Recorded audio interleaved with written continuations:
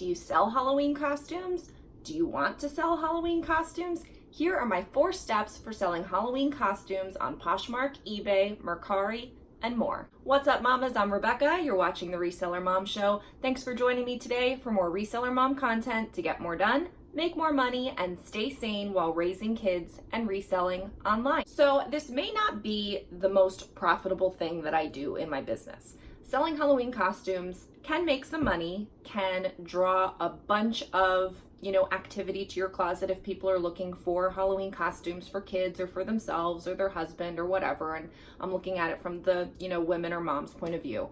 But you're not going to make $1 million unless you're selling like solid gold Halloween costumes. But there is something to be said for when you have your own business, do something that you enjoy doing. And I like selling Halloween costumes. I like picking them up throughout the year. I like selling them. I like thinking about the kids that are going to be the little elephant or the little lion, or I like looking for them because then when it's time for Gio to have a Halloween costume, I have lots for him to choose from. So there's lots of reasons why I like selling Halloween costumes, and it brings me joy. And I think that, we're always so worried about the numbers that it's nice to do something where it's like, I may only make a few bucks on this, but I enjoyed doing it, and it makes me happy to provide this service, if you will, to people to get an affordable Halloween costume for their kid or for themselves or whatever. So I enjoy selling the Halloween costumes, and I'm going to share with you a little bit about how I've done it. And over the last 3 years, I've really kind of fine-tuned a process for it, and I think it works well for me, and I think that it makes it as efficient as possible so that it can be as profitable as it can be. Another thing is that while it does bring me joy, I do need to make sure that it's a good business decision and a good use of my time. And so I have fine-tuned the process a little bit to kind of like pare down exactly what I'm, including in my store as far as Halloween costumes go. And so, this year I'll be looking at it even more closely and really determining if it's something that I should do going forward. But right now, again, this is the 3rd year now that I'm including Halloween costumes. It's the 3rd year of fine-tuning a process, and I'm really happy with what I've done. So as long as this year goes well, I'll continue to do it. But if for some reason something goes haywire, you may see an update to this video in the future that says no more Halloween costumes. But for right now, I'm excited to start getting into Halloween season.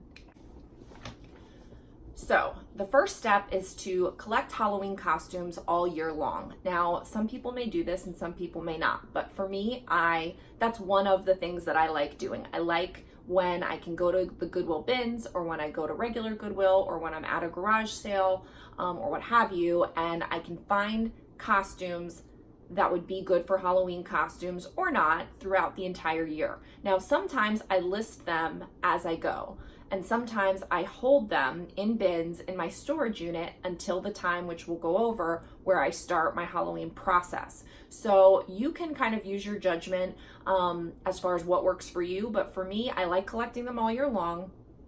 I like saving them up in bins till it's the time to start my Halloween process. But if it's something that I think can double as either like a kid's play costume where, little girls just like to do dress up, or boys like to do, their role play, pretend play, or if it's something that they could use like in a school play, or just like, you never know, like kids might have a project and they have to dress up like a Native American for a school project, or they have to dress up like, elephant for their Jungle Book play, or I don't know what.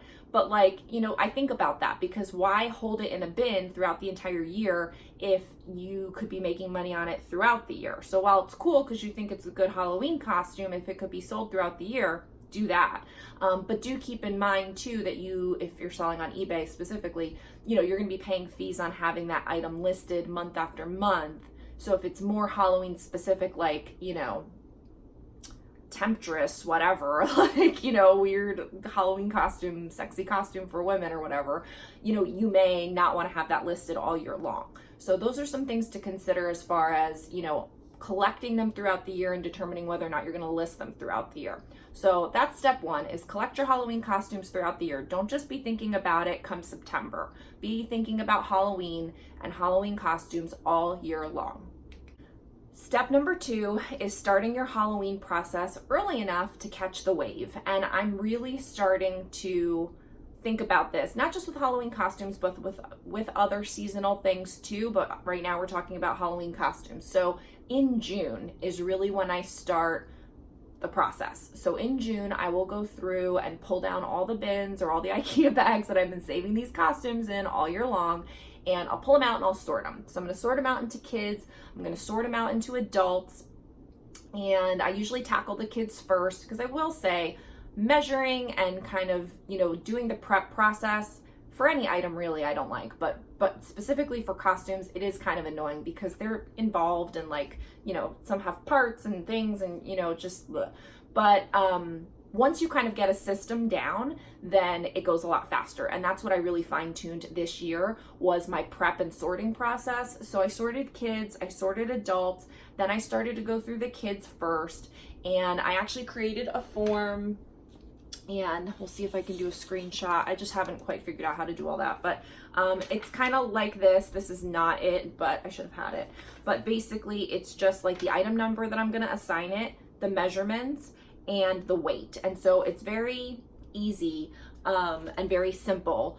And I'm going to actually have my virtual assistant do all my listings for me while I am on vacation. So that's why I prepped it, knowing that she was going to do it. Last year, I actually did them all myself, the listing part.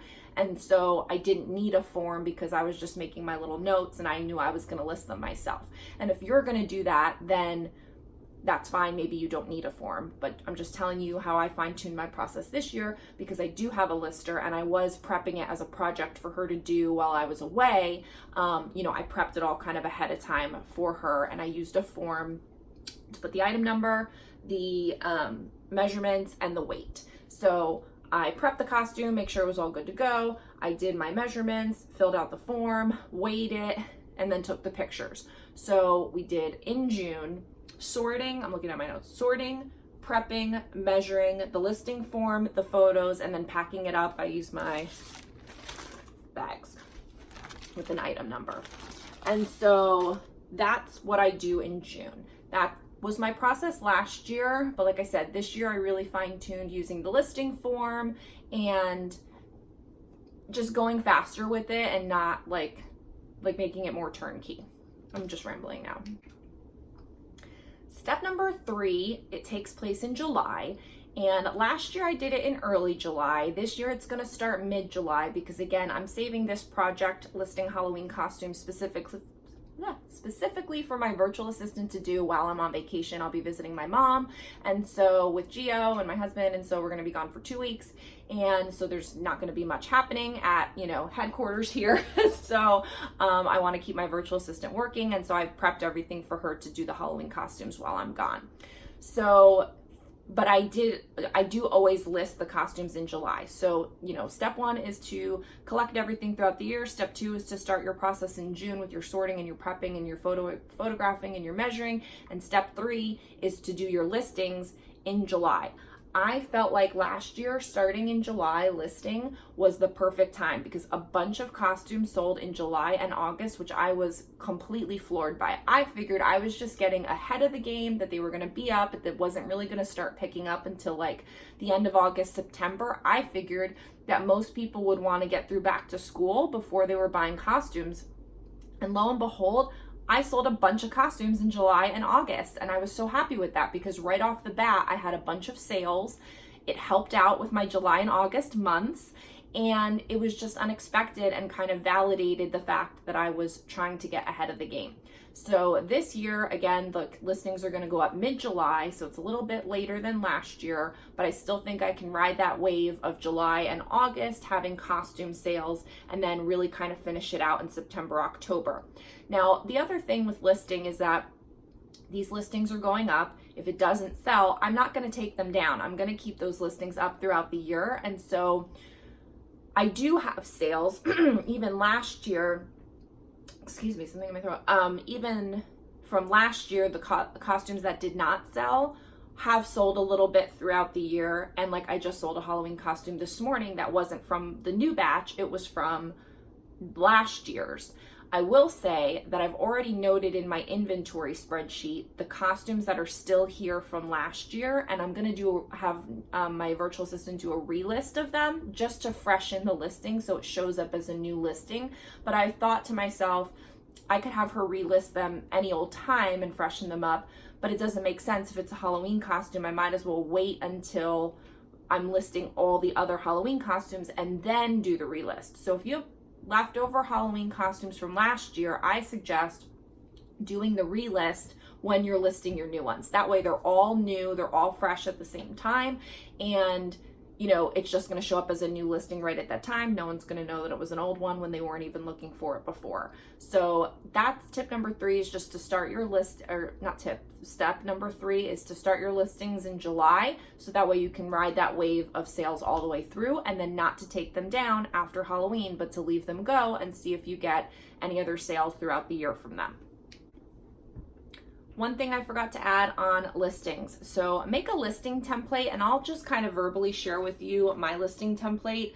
I think that this really helps because I don't want to put a lot of effort and energy into Halloween costumes. I also am a little bit more accepting of some flaws with Halloween costumes because I'm of the mind, like, especially if it's a kid's costume, maybe not so much with like a woman's sexy nurse costume or whatever, but for kids, if there's a little flaw on the foot of the elephant for an elephant Halloween costume, like, I'm not going to care. He's going to wear it one day. It is what it is. So this is my Halloween costume. I do whatever the costume name is, the size, and the item number for my title. And then any keywords. So like if there's other ways that you could call it or another way that somebody would search for it, I'm going to put those keywords up front in the description. Again, this is more Poshmark focused, and it's adapted a little bit for eBay, of course. Those keywords would then end up in the title. But then I just do the measurements. So measurements, 15 inches armpit to armpit and 32 inches shoulder to hem, or the length. And those are the only measurements for the most part that I do, unless there's something very specific about the costume, or maybe there's an inseam that is more relevant, or something like if it's more of a one piece and there's an inseam I might do. But for the most part, I just take those 2 measurements and that's it, just to give them an idea of the size. And again, this is mainly geared for kids costumes. Adults, I will spend a little bit more time on a measurement if I feel like it's necessary, if something's very waist than hips or whatever. And then I put costumes are in good wearable condition. Minor wear can be expected. Any major flaws shown in pics, still very good for dress up and pretend play as well as Halloween. And that way it kind of covers up, or covers me for Halloween, and if they wanted it for, pretend play or whatever. Again, mostly focused on kids costumes. For the adults, it's a little bit different. I put the weight, and then I put my normal stuff, and then I do put a hashtag. And if you've watched some of my prior videos, you'll know that I did like a hashtag strategy. I really haven't done a whole lot of that. I don't think that it worked like I hoped it would, but I am gonna do the hashtag for costumes. So I'm going to go back to anything that was already listed, make sure that the hashtag is on there, and then I'm going to do it for all of the new ones that I put. And that's going to be hashtag MRB costume. MRB stands for Mom Wear Boutique, which is my store. And so that way I can put a sign up in my Poshmark closet that shows, that I have Halloween costumes, that they can check the hashtag and see all of my Halloween costumes, because I find that with costumes, for Poshmark, again, specifically, men, it has to go under other, women, it has to go under other. There's no costume section unless you're going to put it by the type of item it is, like a dress or whatever, but I think that's weird. And then for kids, it's under costumes, but the sizes are all funny. So I don't know what actually shows to people when they're searching or when they have their filters on or whatever. And so I feel like by having a specific Halloween hashtag or a specific costume hashtag, I can really promote someone going and looking at all of them and seeing if anything will work for them, rather than them doing their normal search. And we'll see. I mean, I can't remember if I had I think I did have the Halloween costume hashtag last year, but I didn't really pay attention to it. Like, I didn't track it. So this year I'm going to pay a little more attention and see, if I think it's helping or not. So that was just a little addition on my listing and how I set up the listing for speed and efficiency by having a template for the listing form, template for the listing itself, and just making everything kind of uniform, and just noting that there might be a little bit more wear on these costumes, I think helps too. So step number 4 then is in August, where I really start promoting it. And so in August, I will actually promote a little bit on my Facebook or in some local Facebook groups to people to let them know that I have a bunch of costumes. Last year I did an in-person sale where I kind of promoted a costume sale before I listed everything, thinking that I was going to be able to sell some costumes locally before I took pictures, etc. So that meant I did that in June, and that was terrible. Nobody even came. So I try lots of things, lots of ideas. I'm very, resourceful when it comes to thinking up stuff, but all my half-cracked plans don't always work. So the costume sale did not go over well locally. Maybe if I did it later, but I wanted to do it before I took pictures. And so that's what it was. But for this year, I'm going to promote that I have these costumes for sale. They can look at them in my Poshmark closet. They're more than welcome to order them from my Poshmark closet, but otherwise just reach out to me locally, and then I can, make a deal with them locally. So that's something that you can do by having that hashtag. You can kind of have people, search in Poshmark quickly and easily for all of your costumes if you're like bringing them to Poshmark, basically. So they may not even have an account, but they should be able to search in Poshmark with the hashtag. So that's when I start promoting. I'll put the sign up in my Poshmark closet for the hashtag, and I'll start sharing them more. I might even actually keep them to the top of my closet just, for a week or two, and just share them more frequently when I have a couple of minutes here and there, and just really put it out there, get the exposure going that I have these costumes. And I'm just trying to see. I'm hoping that this year I start to have the costumes going, August, September, October, fine, because you still have really basically all of October. And since October is the beginning of Q4, it's nice to get that bump at the beginning of Q4, because I don't do a lot of like present focused things for Q4 as far as my reselling business goes. So I don't have a big Q4, but having the Halloween costumes is nice. And so if they're selling all through Q3, and then finally in Q4 selling a bunch, that's kind of why I like August, September, October for like my big promotions and stuff. So I'm hoping to also brainstorm some more promotional ideas. I just haven't figured out what they are yet. So that's step number 4, is just to really start promoting, sharing more, getting the exposure going, more focused in August. That's it on Halloween costumes. Sorry, it's a little rambly. I'm doing intermittent fasting, and so I haven't eaten since 6:30 p.m. yesterday. Right now it's 9:30 a.m. So I get to eat in an hour. And so on top of that, I haven't eaten. I get up early. I'm just like brain dead. I still have 2 more videos to record, so we'll see how those end up. So if you want to see a complete train wreck, stay tuned for all of my videos, because they're going to be a disaster.